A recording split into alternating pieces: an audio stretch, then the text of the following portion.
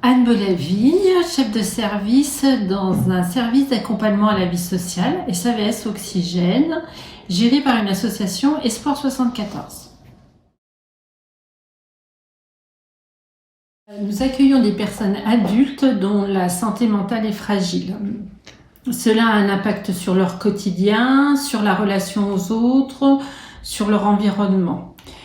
Ces situations peuvent amener à l'isolement et aussi à la dévalorisation d'elles-mêmes.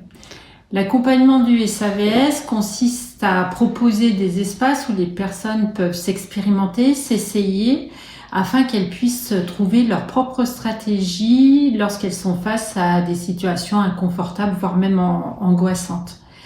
C'est aussi un travail où, avec les personnes, on repère leurs compétences et leurs ressources, qu'elles soient internes ou externes, en trouvant des lieux ressourçants ou des personnes qui peuvent les soutenir.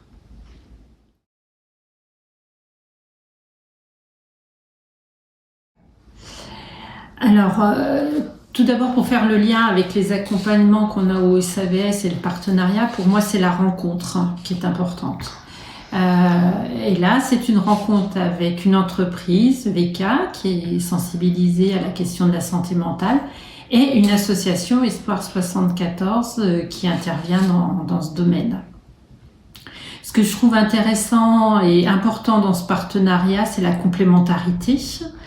Au niveau du service, pour répondre aux attentes des personnes et à leurs besoins, on peut créer des projets en interne avec nos propres ressources et parfois on s'oriente vers des projets qui demandent l'intervention d'un professionnel spécialisé dans le domaine.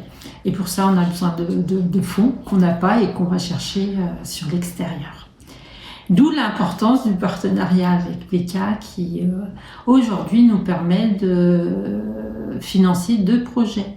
Un projet qui est vraiment en lien direct avec les attentes et les besoins des personnes qu'on accompagne, qui est la médiation animale. Comme je vous ai dit précédemment, la relation à l'autre est compliquée pour ces personnes. Et là, c'est proposer un cadre sécurisant avec un professionnel qui permet de travailler la relation tout en se décalant avec l'animal pour essayer de créer d'autres choses qui aura aussi un bénéfice de reconstruction pour les personnes. Et un deuxième projet donc, qui est à un niveau différent puisqu'on est allé sur de la sensibilisation de grand public sur la question de la santé mentale par le théâtre Forum. Il y aura une représentation au mois d'octobre qui vont arriver sur les semaines d'information de la santé mentale, plus communément dit les SISM. Et du fait qu'on avait vraiment un projet, qu'on a des moyens de faire ce projet, on l'a pris en amont puisque la troupe va écrire les scénettes avec les personnes accompagnées, les professionnels et aussi les familles concernées par la question de la santé mentale.